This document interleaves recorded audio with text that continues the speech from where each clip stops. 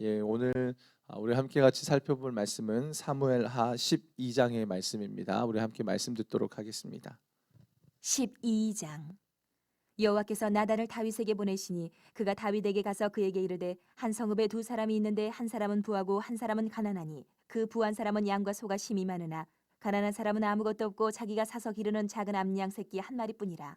그 암양 새끼는 그와 그의 자식과 함께 자라며 그가 먹는 것을 먹으며 그의 잔으로 마시며 그의 품에 누움으로 그에게는 딸처럼 되었거늘 어떤 행인이 그 부자에게 오매 부자가 자기에게 온 행인을 위하여 자기의 양과 소를 아껴 잡지 아니하고 가난한 사람의 양 새끼를 빼앗아다가 자기에게 온 사람을 위하여 잡았나이다 하니 다윗이 그 사람으로 말미암아 노하여 나단에게 이르되 여호와의 살아계심을 두고 맹세하노니 이 일을 행한 그 사람은 마땅히 죽을 자라. 그가 불쌍히 여기지 아니하고 이런 일을 행하였으니 그 양 새끼를 4배나 갚아주어야 하리라 한지라.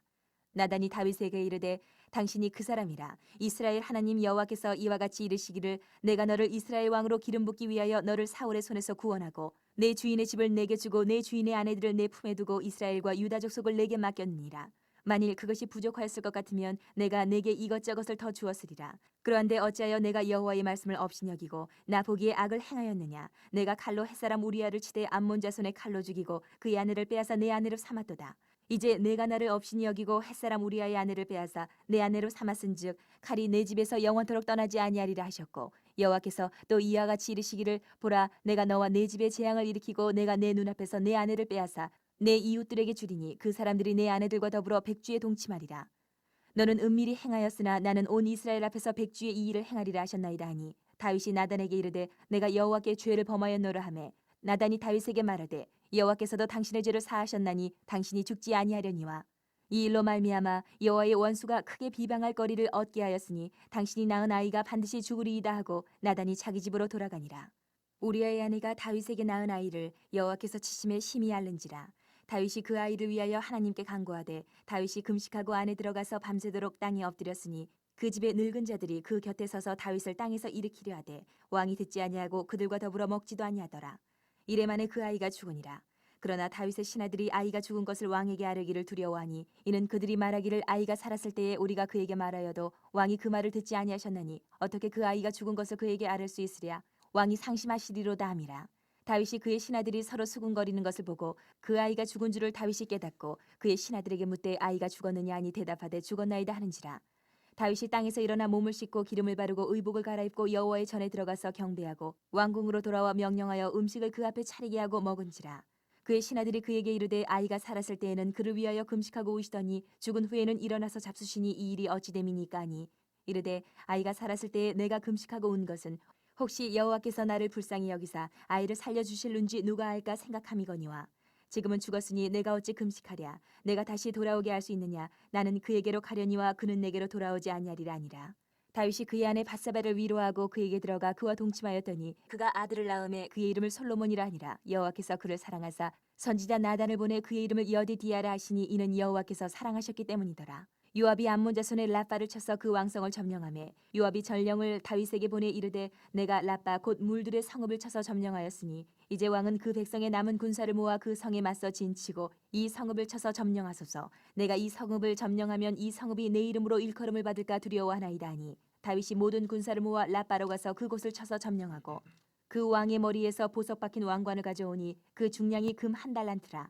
다윗이 자기의 머리에 쓰니라. 다윗이 또 그 성읍에서 노략할 물건을 무수히 내오고 그 안에 있는 백성들을 끌어내어 톱질과 썰애질과 철 도끼질과 벽돌 구이를 그들에게 하게 하니라. 암몬 자손의 모든 성읍을 이같이 하고 다윗과 모든 백성이 예루살렘으로 돌아가니라. 네, 우리가 지난 시간에 다윗의 범죄함에 대해서 너무나 살펴보았습니다. 너무나 익숙한 본문이죠. 그런 가운데서 우리가 어떻게 다윗이 이럴 수 있어? 어떻게 다윗이 이놈 진짜 나쁜 놈이네? 이런 반응이 어떻게 보면 이 말씀을 보면 즉각적으로 나올 수밖에 없죠. 근데 어떻습니까, 여러분? 우리가 하나님 앞에 더 서면 설수록 어떤 고백이 나오냐면 그 다윗이 나라는 고백이 또 나옵니다. 하나님을 알면 알수록 신앙이 깊어져 가면 깊어져 갈수록 그 다윗이나 나나 똑같다라는 그런 생각을 하게 됩니다. 뭔가 이렇게 멋지게 신앙에서 승리하는 부분에 있어서는 다윗이 참 대단한 것처럼 여겨질 때가 있지만 이 죄를 짓는 부분에 있어서는 다윗이나 우리나 다 똑같습니다. 멋지게 살아내는 부분도 마찬가지인 것 같습니다. 왜냐하면 다윗의 인생이 다윗이 잘나서 살아가는 인생이 아니라 하나님께서 주관하시고 하나님께서 당신의 열심으로 다윗을 선택하시고 그를 만들어 가시고 그를 이끄시는 인생이기 때문에 그렇습니다. 성경이 말하고 있는 의도가 거기에 있습니다. 다윗이 대단하다 이걸 성경이 이야기하는 게 아니라 그런 연약한 다윗을 하나님이 선택하셔서 끌고 가신다라고 이야기하는 게 성경의 핵심인 것입니다. 오늘 본문도 마찬가지입니다. 우리는 다윗의 범죄 그리고 다윗의 회개라는 측면에서 우리 11장과 12장의 말씀을 살펴봅니다. 예, 맞습니다. 그런데 우리가 놓치지 말아야 할 것이 뭐냐면 그 너머에 계시는 하나님을 놓쳐서는 안 됩니다. 왜냐하면 여러분 성경의 이야기가 사람의 이야기이기 전에 하나님의 이야기이기 때문입니다. 그래서 이 사건들 너머 속에 하나님께서 어떤 마음을 갖고 계시는지 다윗의 범죄함과 또 그 가운데 회개로 이끌어내시는 가운데 그 너머 가운데 하나님의 어떤 마음이 있는지 또 그 사건들을 통해서 하나님이 우리에게 무엇을 의도하고 계시는지를 우리가 분명히 붙들어야 한다라는 겁니다. 다윗의 범죄로 여호와 보시기에 악을 행했다고 말씀하면서 성경은 바로 오늘 보면 12장으로 넘어옵니다. 그런데 여러분 11장과 12장 사이에는 약 1년이라는 시간이 지나게 됩니다. 하나님께서는 1년이 지나고 나단 선지자를 다윗에게로 보내십니다. 사실 그 1년의 시간은 하나님의 침묵의 시간이자 어떻게 보면 또 하나의 하나님의 기다림의 시간이기도 합니다. 무엇에 대한 기다림입니까? 다윗이 스스로 죄를 깨닫고 하나님 앞에 돌이키는 시간입니다. 근데 여러분 결과적으로 보면 어떻습니까? 다윗이 그 시간을 하나님 앞에서 자신을 돌이켜 보지를 못합니다. 회개하지를 않습니다. 영적으로 무너진다는 것이 참 이렇게 무섭습니다. 한번 무너지면 한번 넘어지면 다시 일어나는 게 참 어렵습니다. 이 지난 1년이라는 시간이 다윗이 어떻게 보면은 하나님 앞에 회개하기보다는 자기의 삶에 취해서 살아갔던 것입니다. 그러니까 나단 선지자가 이야기하는 부분에서 다윗이 맥없이 그냥 그 지난 시간들을 제대로 돌아보지 못하고 그냥 육적으로 반응해 버리는 모습을 보게 됩니다. 자, 그런데 그런 과정 속에서 오늘 본문을 보면 하나님께서 나단 선지자를 보내십니다. 그런데 이 12장 1절을 보면 우리의 번역된 성경과 원어 성경의 차이가 좀 있습니다. 우리말 성경을 보면 여호와께서 나단을 다윗에게로 보내시네라고 나옵니다. 근데 히브리 원어를 보면 그 가장 먼저 등장하는 단어가 어떤 단어냐면 보내다라는 단어예요. 보내다. 와이실라흐라는 단어인데 보내다라는 동사가 먼저 딱 서두에 쓰여졌습니다. 여러분 이 단어가 굉장히 재밌어요. 이 보내다는 이 단어가 11장에서 다윗의 범죄하는 그 사건을 이끌어가는 동사였어요. 그래서 다윗이 어떻게 하냐면 군사를 보내면서 범죄의 계기가 됐죠. 또 다윗이 사람을 보냅니다. 그래서 밧세바에 대한 정보를 캐냅니다. 그리고 전령을 보내서 여자를 데려오게 합니다. 또 사람을 보내서 우리야를 죽이게 만든다는 겁니다. 이 보내다라는 이 단어가 다윗의 범죄 사건을 이끌어가는 겁니다. 다윗이 주체가 되어서 자신의 막강한 권력을 이용해서 모든 범죄의 배후에서 사람들을 조정하는 거죠. 여러분 이 11장을 보면 굉장히 무섭습니다. 그렇지 않습니까? 다윗의 범죄함. 어떻게 보면요, 죄가 갖고 있는 능동적인 성격을 보여주는 것 같아요. 죄가 그래요. 죄는 수동적이질 않은 것 같아요. 죄는 능동적입니다. 한번 죄에 빠지면 그 죄가 얼마나 능동적으로 우리의 삶을 죄의 구렁텅이로 빠뜨리려고 합니까? 그 죄의 무서움을 드러내는 거예요. 근데 그 보내다는 단어가 12장으로 와서는 주어가 바뀌어버립니다. 이게 참 멋있어요. 12장 1절에서 보내는 주어가 누굽니까? 주체가 누굽니까? 하나님이에요. 무슨 뜻입니까? 하나님께서 더 이상 다윗이 이 범죄 현장을 사건을 주도해 가지 않도록 하나님이 끊어버리시고 다윗의 범죄 사건을 심판하시고 그 사건을 하나님께서 주도적으로 이끄시겠다는 하나님의 의지가 거기에 담겨져 있다라는 겁니다. 죄라는 단어가 하마르트에서 관역을 벗어나다라는 뜻이 있습니다. 지금 하나님께서 나단 선지자를 보내시면서 그 벗어난 화살을요 관역에 바르게 꽂게 하신다라는 그런 의미가 있는 거예요. 그래서 나단 선지자를 보내시는 그 하나님의 모습은 아주 굉장히 중요한 의미를 담고 있습니다. 하나님은 우리에게 먼저는 스스로 죄를 깨닫고 회개할 기회를 주십니다. 왜냐하면 우리를 인격적인 존재로 여기시기 때문에 그렇습니다. 그래서 스스로 죄를 회개하고 주님 앞에 나아오기를 원하십니다. 물론 우리가 그런 하나님의 부름에 제대로 응답을 잘 못합니다. 왜냐하면 우리가 그렇게 신앙의 실력이 대단하지 않기 때문입니다. 그런데 하나님은 그런 우리를 그냥 죄 가운데 두지 않으십니다.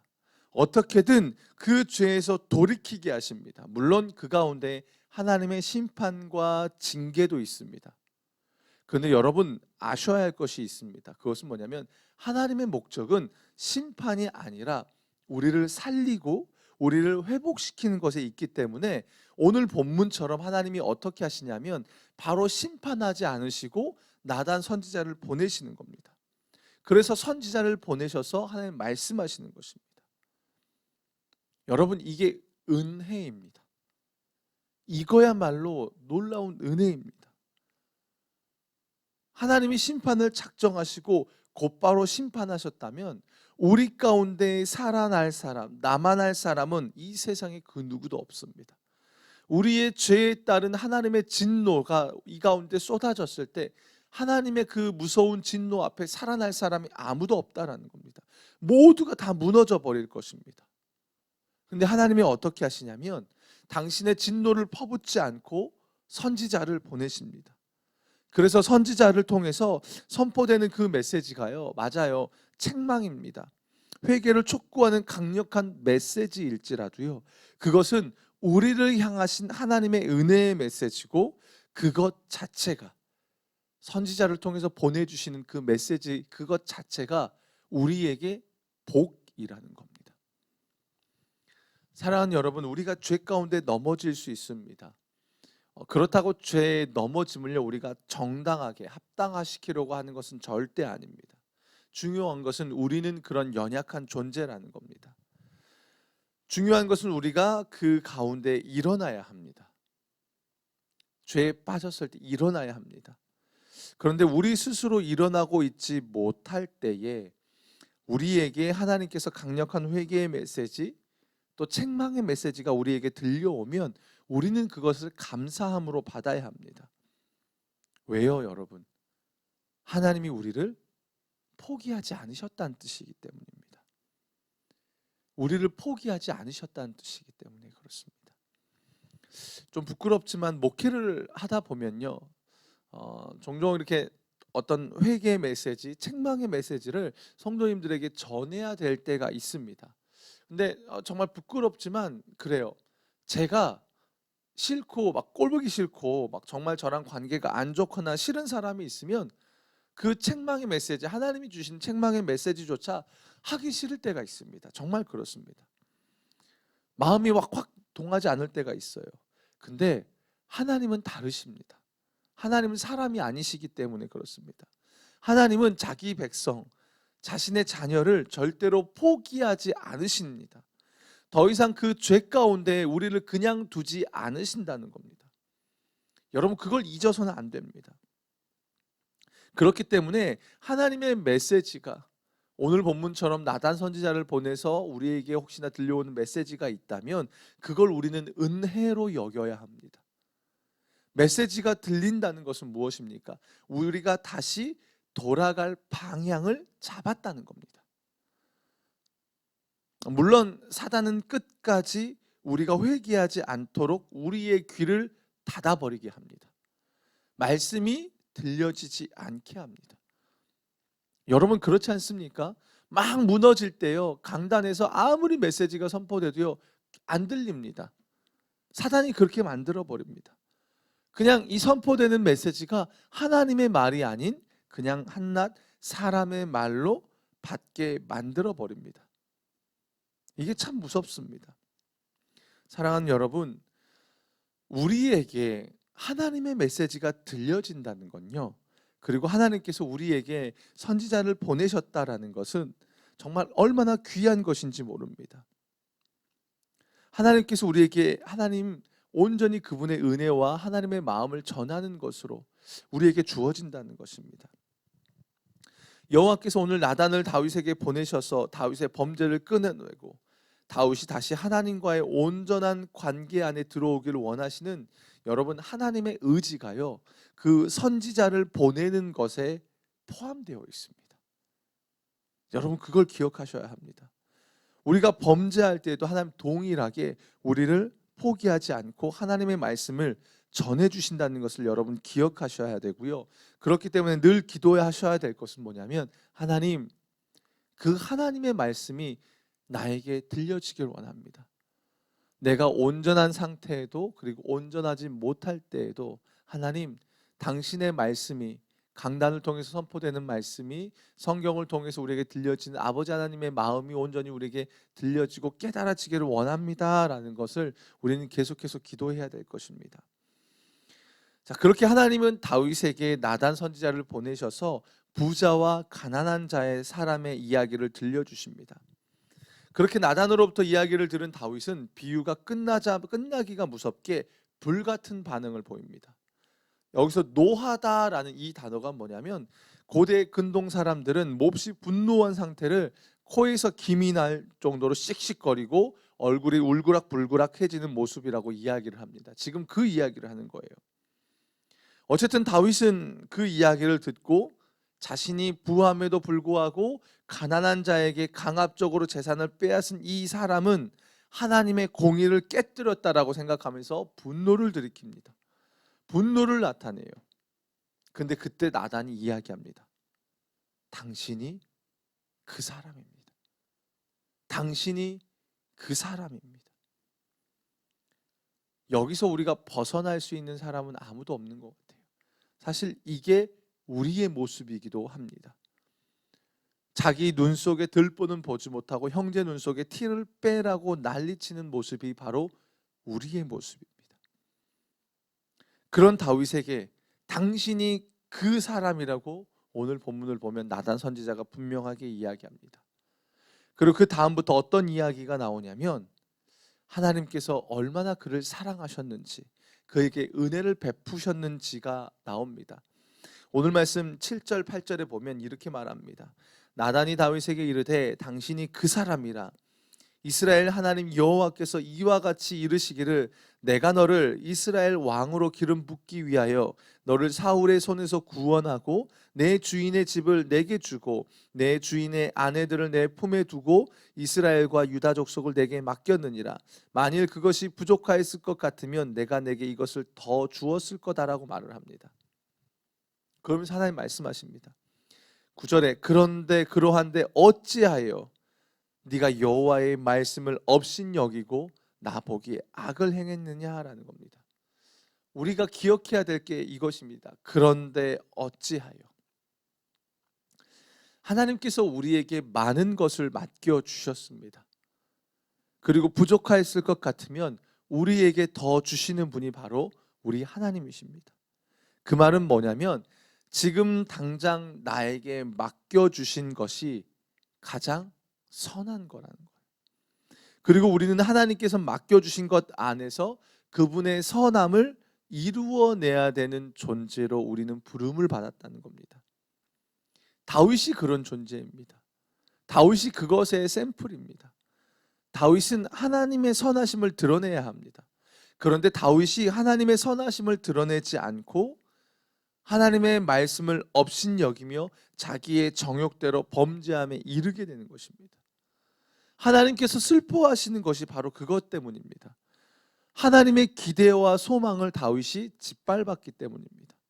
더 나아가 다윗의 범죄함으로 말미암아 사단이 비방거리를 얻었기 때문입니다. 이게 너무 무섭습니다. 사랑하는 성도 여러분, 우리는 하나님의 선하심을 드러내야 되는 존재라는 걸 잊혀서는 안 됩니다. 우리는 하나님의 선하심을 나타내야 되는 존재들입니다. 오늘 말씀에서 결국 하나님의 심판의 메시지가 다윗에게 들려집니다. 15절을 보게 되면 나단이 자기 집으로 돌아가니라 우리아의 아내가 다윗에게 낳은 아이를 여호와께서 치심에 심히 앓은지라 라고 말을 합니다.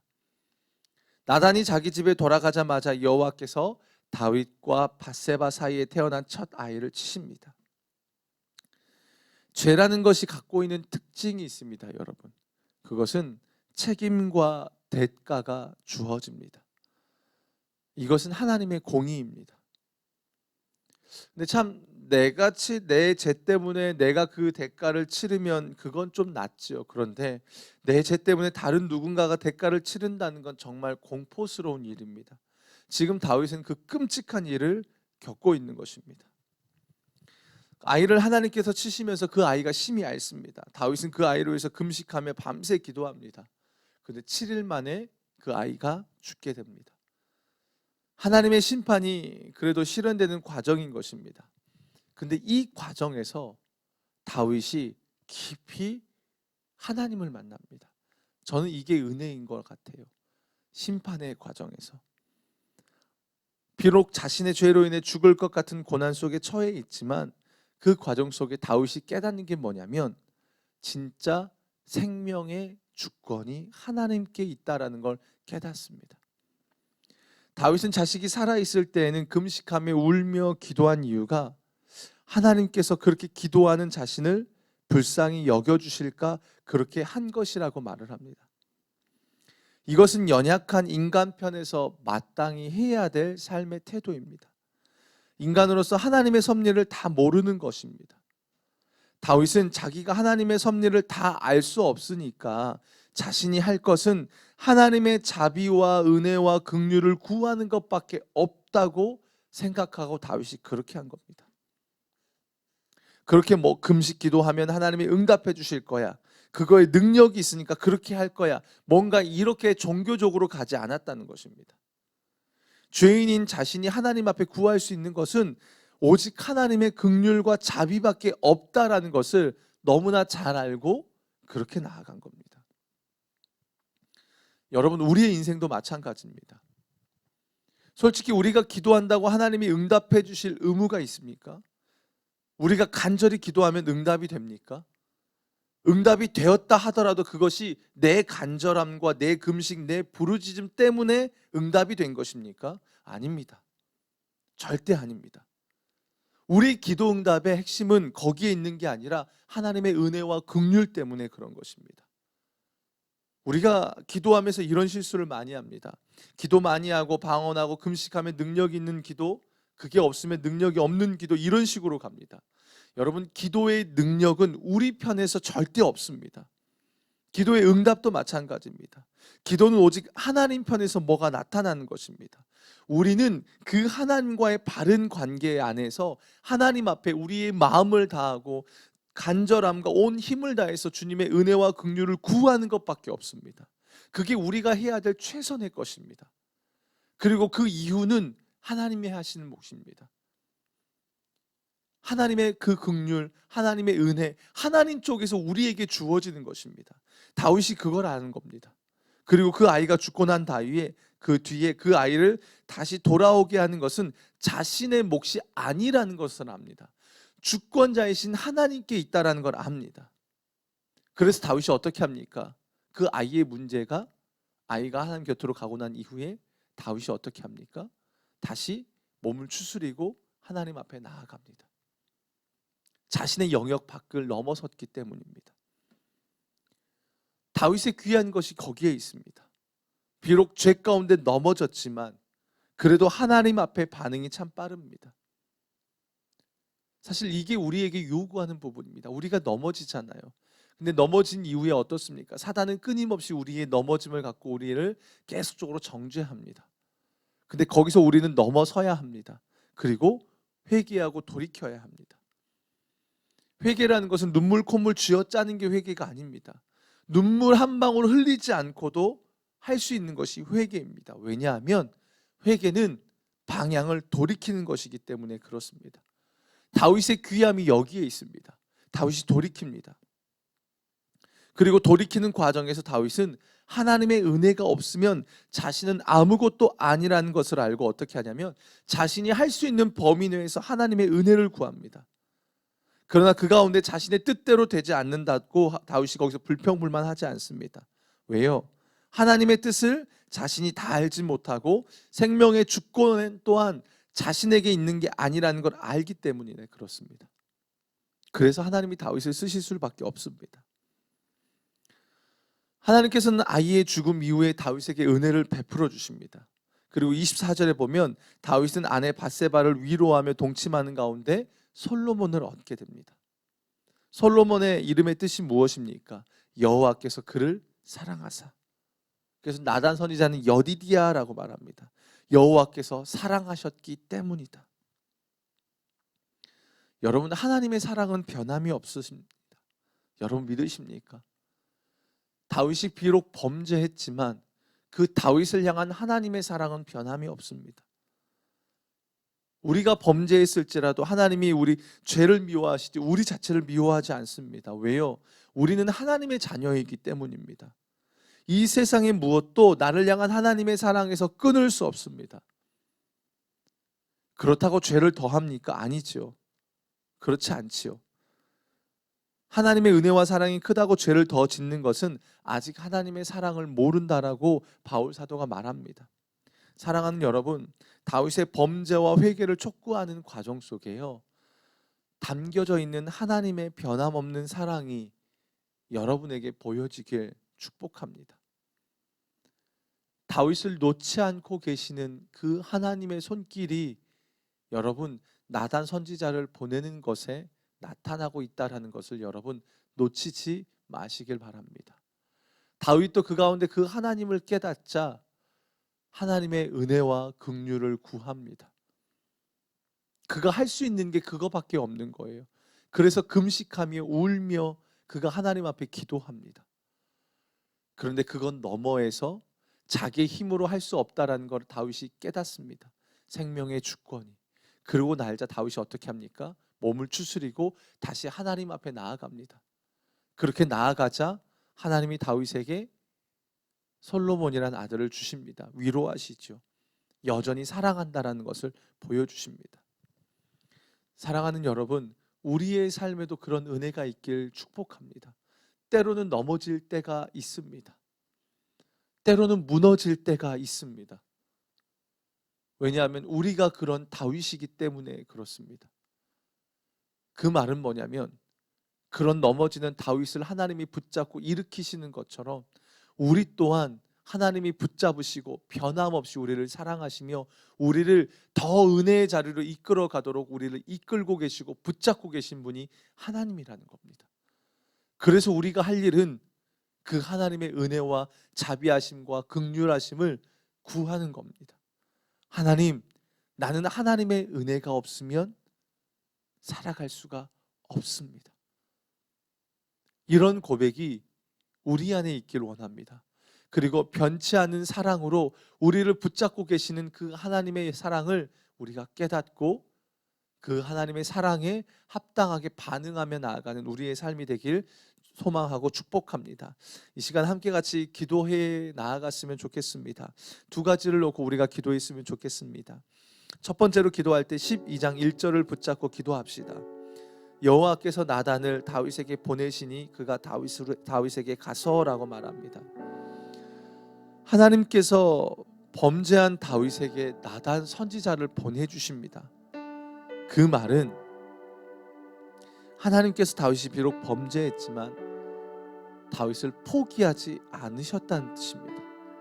죄의 문제를 해결하고 다윗과의 관계를 회복하고 싶은 것이 하나님의 마음이라는 겁니다. 우리는 우리가 죄를 회개하고 하나님과의 관계를 회복하고 싶어 한다고 생각합니다. 그런데 우리보다 더 관계의 회복을 원하시는 분이 계십니다. 바로 하나님이십니다. 여러분, 이 시간 함께 같이 기도할 때예요, 이 시간 기도했으면 좋겠습니다. 하나님, 오늘도 나를 더 사랑하시는 하나님의 음성이 들려지길 원합니다. 내 안에 죄의 문제를 해결하기 위해서 나에게 사람을 보내시고 말씀하시는 그 하나님의 음성이 들려지길 원합니다. 다른 누구보다도 나와의 관계가 더 깊어지기를 원하시는 하나님의 마음을 내가 깨달을 수 있기를 원합니다라고, 하나님 나에게 그 들을 귀를 허락해 달라고 이 시간 우리 주님 앞에 기도하며 나아가길 원합니다. 기도하겠습니다. 살아계신 아버지 하나님, 오늘 나단 선지자를 다윗에게 보내시는 아버지 하나님의 모습을 보게 됩니다. 어떻게 보면 죄의 구렁텅이에 빠져있는 다윗을 일으키길 원하시는 하나님의 마음이 거기에 담겨져 있습니다.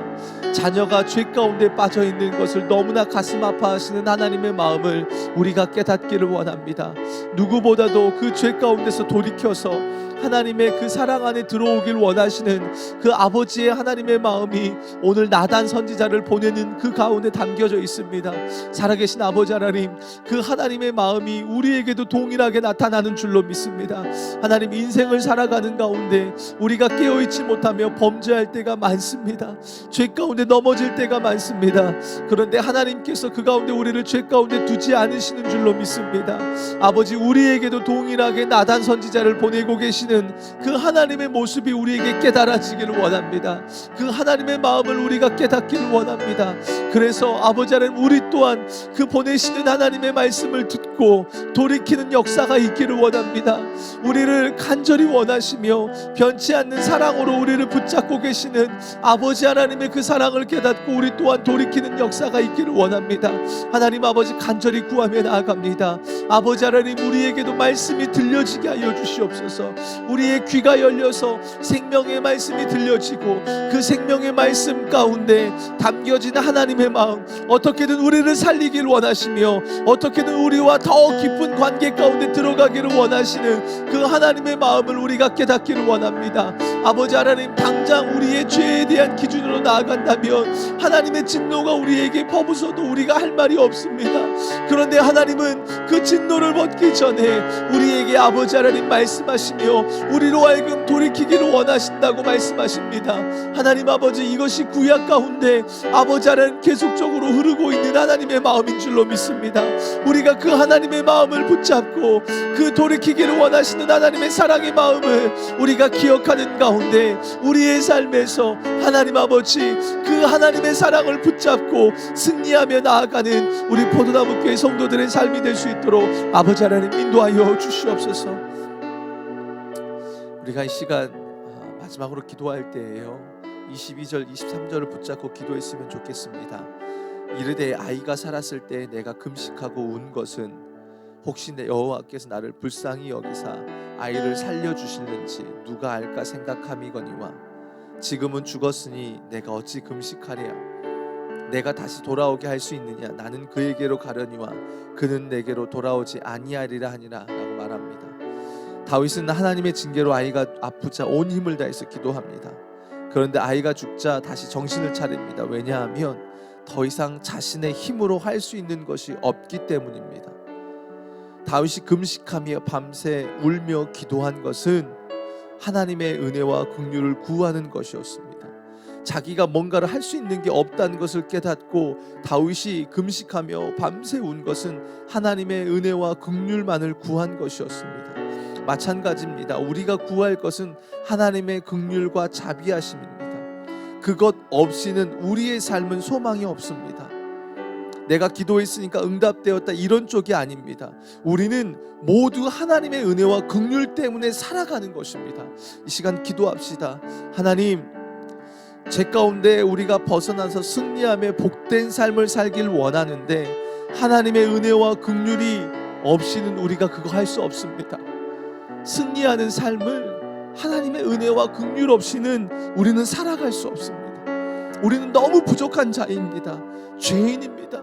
하나님, 오늘도 우리에게 은혜와 긍휼을 부어주셔서 아버지 하나님, 승리할 수 있도록 도와달라고, 날마다 하나님의 주권을 구하는 가운데 아버지 하나님, 우리를 굽어 살펴달라고, 우리의 인생을 불쌍히 여겨달라고, 그래서 하나님, 우리로 하여금 승리할 수 있게 해달라고, 주어진 삶을 살아낼 수 있게 해달라고. 우리 마지막으로 주여 한번 외치고 기도하시고 여러분 계속해서 기도에 나아가길 원합니다. 주여,